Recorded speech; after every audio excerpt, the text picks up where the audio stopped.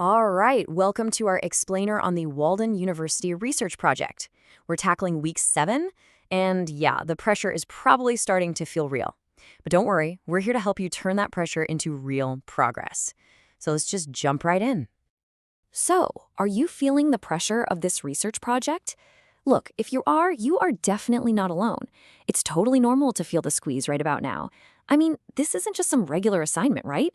It's a huge undertaking that demands a ton of your focus, your energy, your time, and all of that is on top of everything else you've got going on in your life.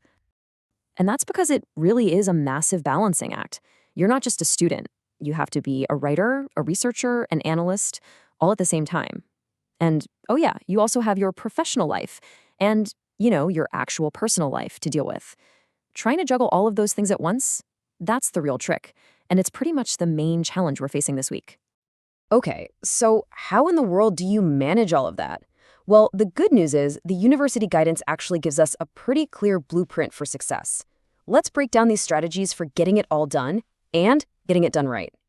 Now, the university guidance says, following a consistent schedule and adhering to a rigid timeline may aid in your diligent completion. Okay, I know what you're thinking. Rigid timeline, consistent schedule, that sounds not fun. It sounds super restrictive. But I want you to try and see it a different way. Think of these not as cages, but as tools. They're not there to box you in. They're there to help you take control of the chaos and actually build a clear, predictable path to that finish line.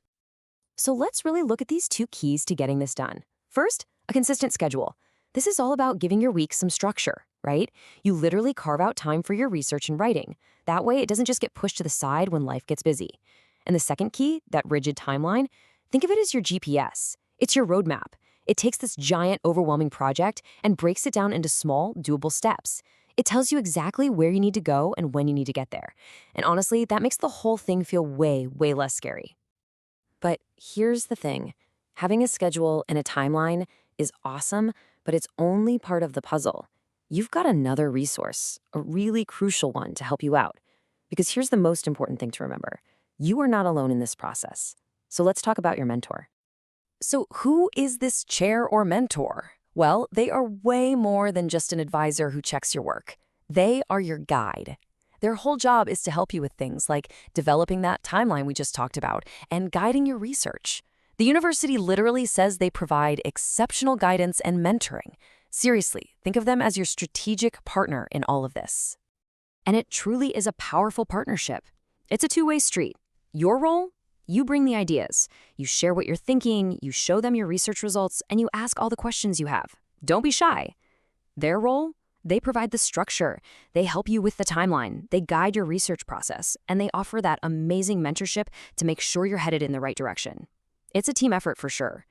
All right, so we've got our strategy, the schedule, and the timeline, and we've got our support system, your mentor. With that foundation set, let's get down to brass tacks. What is your actual mission for week 7? It's time to put this whole plan into action. Okay, here it is. Your core task this week is to submit the initial draft of your research project components. This is the big one. It's all based on that term plan you set up way back in week 2.